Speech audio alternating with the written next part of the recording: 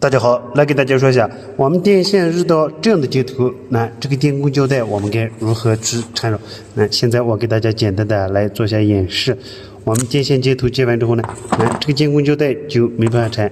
我们第一个接头可是缠得上，第一个接头我们做完之后呢，就能把这个电工胶带给它缠上。但是第二个接头做上之后呢，这个电工胶带就没办法缠了。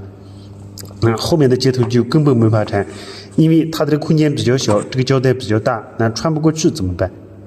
那大家有没有什么好的方法？今天我来教给大家一个特别简单又实用的方法。那用我的这个方法，几秒钟就能把这接头给它缠绕完成。那我们需要找个这样的筷子，这里，那我们找个这样的筷子就可以了。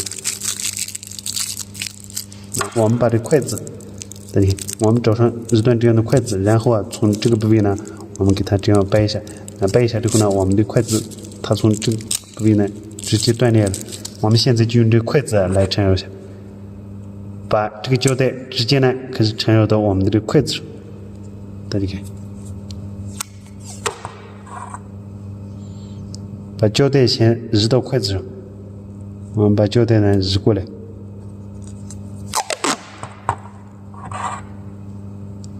大家看，我们把它呢这样移过来。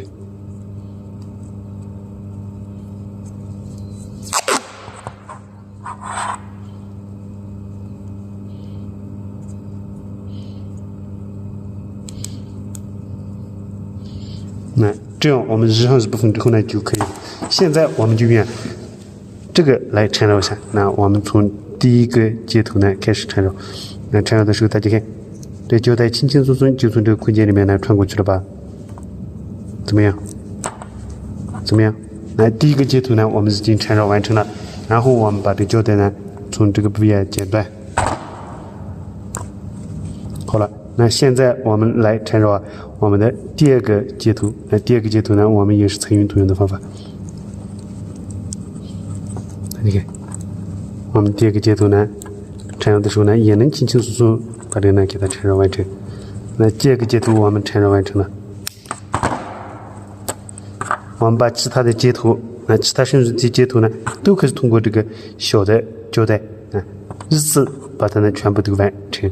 那这就是我们的这种接头呢，电工胶带没法缠的时候，可以通过我们的筷子，用这个筷子简单又实用，分享给大家。